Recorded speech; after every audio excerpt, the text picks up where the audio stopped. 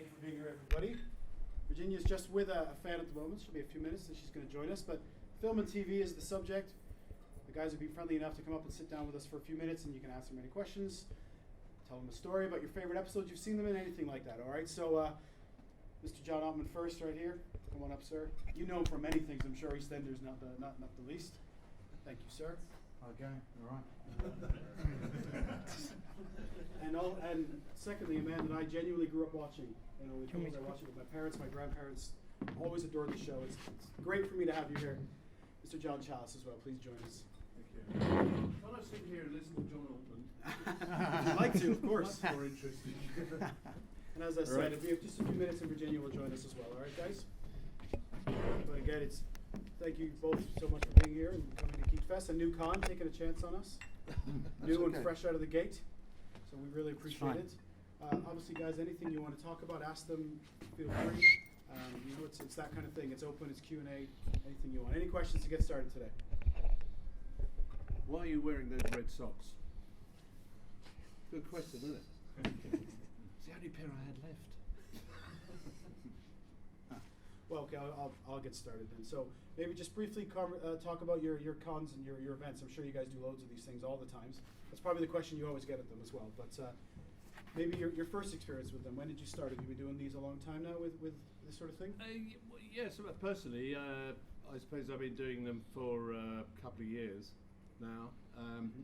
And it was something I'd never been to myself, so I was a bit trepidatious about it. And of course, when it's to do with, particularly with sci-fi or something like that, I've got a vague connection with it because I did a Doctor Who 100 years ago, it seems, with Tom Baker in 1976. Just come out on DVD, and there's a big resurgence of interest, but I didn't feel I sort of quite belonged because really my place has been around situation comedy for quite a long time, but there seems to be quite a crossover between the two. And I do all sorts of things, not only these, which is great fun. We meet up with people like John, who I didn't know very well before we started doing these, and but that's a plus because you meet a lot of people that you've not only worked with but sort of admired and respected over the years. So that's good, but also it's a great chance to meet the people who put you where you are, because you know we're sitting out there and we're only sitting out there because of the shows we've done.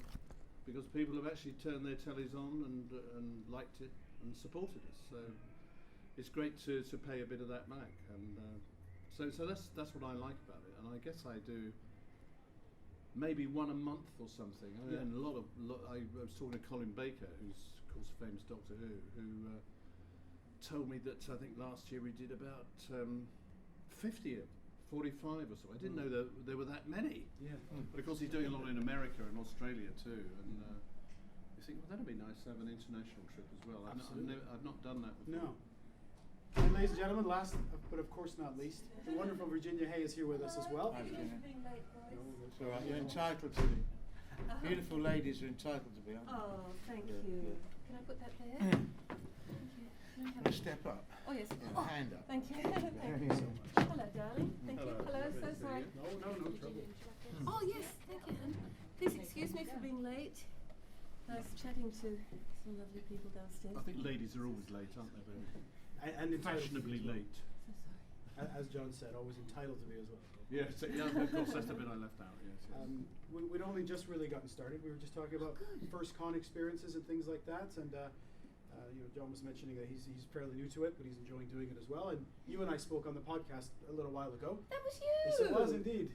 Oh, yes, I didn't know it's been such a busy runaround that I didn't have 2 minutes to. I've seen you over the Yes. weekend, but I didn't know that was you. That's right. I was the annoying one with the megaphone. So just trying to rile the crowd up, really, and get people to follow each other around and that sort of thing. So, but yeah, it was a pleasure doing the podcast with you. Thank you so much for that. It was a good time, and that was what we were speaking about. Really, was just first con experiences, how you got into it. I know you've said you always loved doing it. Yeah. Do you remember what the first one was, or what the first? Have the con gentlemen been talking about it already? John's gone, and then we'll go with you. Yeah. Oh, okay. My OCD makes me go left to right, otherwise I'll does get it? confused later. Oh. So no disrespect, so of course. Yeah. First con experience was frightening for me because that movie had just come out. Oh, what's it called? The the one with Tim Allen, set at a convention centre. Galaxy Quest. Galaxy Quest! Yes. Thank you Thank you, very Jack. much. Thank you, Jack. Jack, everybody! Hello. Galaxy Quest had just come out. We were in Australia shooting Farscape, which was our Jim Henson Company production, and was huge. Had a massive, massive American fan following. #1 on the Sci-Fi Channel, so you can imagine.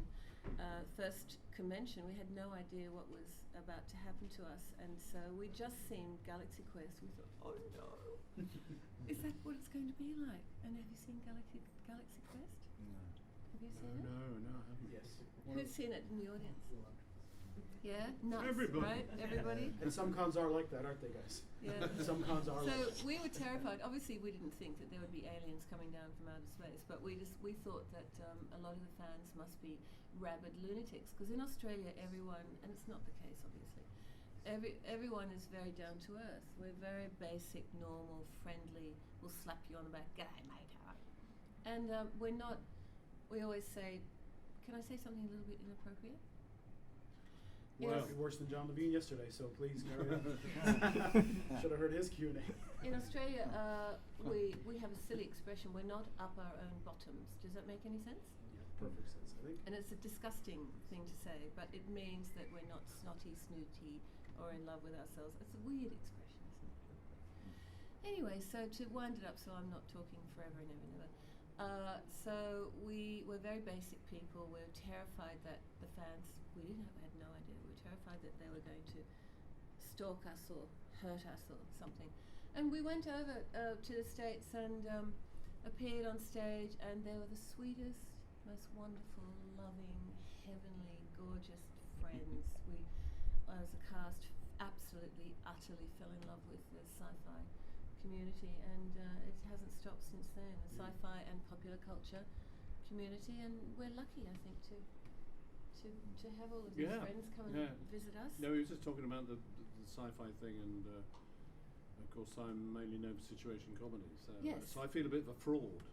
No, well, I shouldn't just say But sci-fi. it is I about should say culture. It is about popular popular culture. culture, yeah. Popular culture.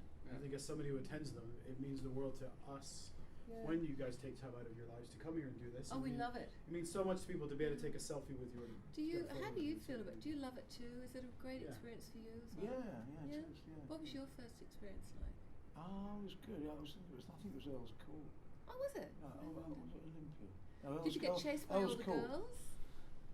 Yes, Yes. In other words, Hesitation yes. spoke wonders Yes, there. yes. It says a lot. Yeah. But have you done many of them as well then, John? A bit like John, I've just done a few over the last couple of years. Yeah. So I didn't realise. I'm getting to know how many there are, how popular it is. Yeah. I think it's Lots. amazing. It's fantastic. I didn't know it was going on. Yeah. I'm not really sure. You might know, Jenny, how it's called Comic Con, isn't it? Originally, if it was actually just basically people got together, swapped their comics, sold their comics. Maybe the Yeah. old Doctor Yeah. Who would turn up, but it's just Yeah. kind of built, Yeah, hasn't it? well, it You wasn't know, you've called got Comic Con cosplay, first. and you got Yeah. people coming here. You got Jack here today, and They you know, so it's started, like, you know, yeah. and that's it. Just sort of got bigger Yeah. and bigger. Yeah. I think it Well, started you're in church right. basements. Yeah, no, Mm. John's absolutely like right. that. You're right, John, because in the beginning it was, as far Quite as I small. know, they were small little clubs, comic clubs. Yeah. And then they were called conventions, and it's Mm. just in recent years they're called Comic Cons. Right. Yeah. I've gone to conventions when they're just in the basement of a church and it's just 6 tables of Yeah. comics. Yeah. That's how they started. But I think the first convention was a Star Trek convention. Yeah. Was the first one that became big Yeah. enough to be called a con, and then it continued on from there. I got a stack of comics. I've been having a big. I'm doing an autobiography, so I've been having a big clear out at home, going through all these boxes that I haven't opened for years, you know. And I've got a huge collection of Eagle comics actually, and a comic called Ranger as well. There's a great sci-fi story in there called The Trigon Empire. Anybody ever heard of that? Yeah, it's a really good story. It's all about a spaceship that landed in a Florida swamp, and they find this videotape in there about the planet that it came from. Yeah. And it's a bit like Star Wars actually, isn't it? And it was actually drawn up before Star Wars came out. So I've still got all those old comics, and the Dan Dare illustrations are fantastic in the old Eagles. And they've all come true mostly, haven't they? Yeah, a lot of it. I used to get the Yeah. Eagles about the only comic I ever got. The only thing is there isn't a space station in the middle of London. I'm quite disappointed. Space There Station should be, London, but there should be. 1995. There isn't one we know about, is there? That's how they predicted it in 1955. I think there might be a secret one. Well, some of those That's the tube point, stations yeah. could be space bases. couldn't Yeah, they? we never know. Yeah, Might be a rocket Crossrail. buried. Exactly. To A lot take of all the politicians excavations, into outer isn't there? space. Yeah. That'd be an act of war, wouldn't it? Yeah. So you're writing a book. Have you got a title for it yet? Not yet, no. Still The working working on it. title was In the Nick of Time because of the character I'm known for on Oh, TV. that's But brilliant. I don't So know when the do you think publishers you'll like that. put it out? It's going out next spring for That'll be something to Easter do. and then the summer holidays. This is Take what it I back had. beach. You could Okay, put I'll the buy name of one. the you put the name of the character on the book because Mm. it's going to That's attract clever. people to it. You know? Yeah, Well, yeah. that's what I did. I didn't want to originally. But No, yeah, I'm a slightly. Yeah. That's not a working title. no. Is this your first book, you boys? my first title was Me. But then I thought, it It's could be about anybody. me and Yeah, me yeah, and me. How many books do you have, John? 4 at the moment. You got 4? Yeah. Hey. When was the first one written? About 4 years ago. 4 years ago. Yes, So you've yes. been churning them out. Yeah, well, no, two parts of the autobiography. Right. It's Oh, in I two see. parts. Right. The only reason it's in 2 parts is because I never finished it. Yeah. So I was supposed to finish it. It was supposed to be 1 book, but it finished up as 2. And I've written 2 novels, which are sort of semi-autobiographical as well. Ah. But it's bloody hard work, isn't it? Very hard work. Have you Quite written a book emotional before? too. Is this your No, first but I one? keep a journal. I kept a journal for. Oh, I'd like to last get my 40 hands on that Yeah, I journal. bet Wouldn't you would, like to yeah, see yeah. that? Yeah. Lots of diaries over the years. I mean, it was sporadic up until about 1984, Yeah. and then I did it as kind of therapy. I'd recommend it to anybody actually. I was To just write going to it say. down. You can talk to Yeah. you can yeah. talk to other Yeah. people until you're blue in the face, but to actually Yeah. write it down actually does relieve Yeah. you if you've got a worry or a problem. Just putting it down Yeah. somehow, I don't know how or why, it just Kind sort of of purge- releases it They from you. always say It's that, like don't they? offloading it. You know? Yeah. In fact, my mother used to always say, if you're really angry about something, write it down first, Mm. and then leave it overnight, and then pick it up the next day, and you'll find that you'll read it and go, oh my Mm. God, did I really feel that yesterday? And then you can rip the thing up and throw it Yeah. away, and it seems to, like John said, just sort of purges you. So would you recommend that, both of you, would you recommend that if someone wanted to write a book, and we often have budding authors in the audience, if someone wanted to write a book, would you recommend that they keep a diary as an idea of idea of storylines and so forth? Yeah. Yes, I would. I never did it because I never thought I was going to write that autobiography. But I found for someone with not a terribly good memory, I mean, I can learn words and so on, but people's names I've never been able to remember for some reason. And Carol. And then, but I found I could recall an awful lot. Yeah. Just one incident, and I would spark off sort of memory of some other person. And so on. It was extraordinary. It became quite fascinating. That's why it took so long to write. Yeah. But I think John is absolutely right. It is a therapeutic thing, and I faced up to a lot of things I hadn't even thought of properly, because you tend to sweep things under the carpet. But things that were in a relationship with my parents, for instance, I never even thought about. I thought that's the way it was, and I thought, my But did God, you this happened, find- that happened. But it was therapeutic. Did you? Sorry to interrupt you, but did you? Sorry, I'm taking No, over. please. You're not here to listen to me. I assure you. I absolutely love to talk to my fellow guests because it's really interesting for us as well as I think I hope for you. I hope for you as well. Did you find that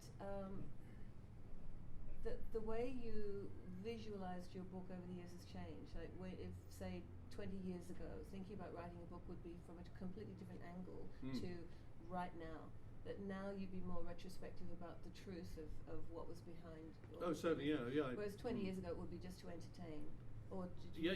Yes, I do, because you reach a certain stage in your life, and you're too late almost. You start trying to find answers, and you should have done that earlier and all that. But The book of regrets. Yeah. One. Yeah, I suppose so. Yes, but I wanted to write a true story about me, myself, the man behind the mask. Sort of But thing. I how think do you that's do essential. that? Where do you start? Well, imagine writing a book. How hard it would be. Like, from what angle? Well, I've always been able to tell stories. You see, sort of a way of getting through school, and we're actors. We do that for a living. yeah. And but my first part of school was that of a girl, for instance. Do you know? You don't sound altogether surprised by that. No, but I was, because my voice hadn't broken. and very pretty I looked too, in a long dress and a long wig. Kenneth Williams was. And my all-male boarding school, I suddenly found I had an awful lot of friends I didn't know I had. That was an early lesson. Yes. But then I graduated to playing older women. Well, look, And it's then something terrible happened, and I Just started like playing to men, and that's when it all went wrong. But it's those things you think, why was I comfortable on stage and not in the classroom? I Yeah. always wanted to be somebody else. Why? You know, it's strange. I don't know if that was the case I think with a you. lot of us do. Why do we do what we do? Very odd. Anyway, I- that was one question I sort of tried to explore. Yeah. You mentioned obviously writing being therapeutic, Yeah. a way to vent. Maybe for yourself too, as a fellow podcaster, as myself as a podcaster, that's therapy for me. Is to just turn on the mic, hit record, and just speak. And Yeah. it goes out to my 12 listeners in 12 countries across the world, but I can say anything I want. I can just vent and get things out. It is amazing that And what's happened, isn't yeah, it? and With that sort of thing. I can come home from the worst day, black air around me, just turn on the mic, put on a little bit of a beat behind me, and just speak to the microphone. Yeah. Surely you do it too. Yeah. Vent, and then it's great that you're able to do that sort of thing. Yeah. If you guys find that in writing or performing, finding that Well, when release is we're very performing, you're being yourself when you're venting. We're not. When we're True. people forget that we as actors are acting out the words from someone else's words, Yes. and that's where Interpreting, aren't we? we're interpreting. We're somebody telling. else's. Yes, we're bringing someone else's story to life. Yeah. It's nothing to do with us. We're just breathing life into someone else's words. Yeah.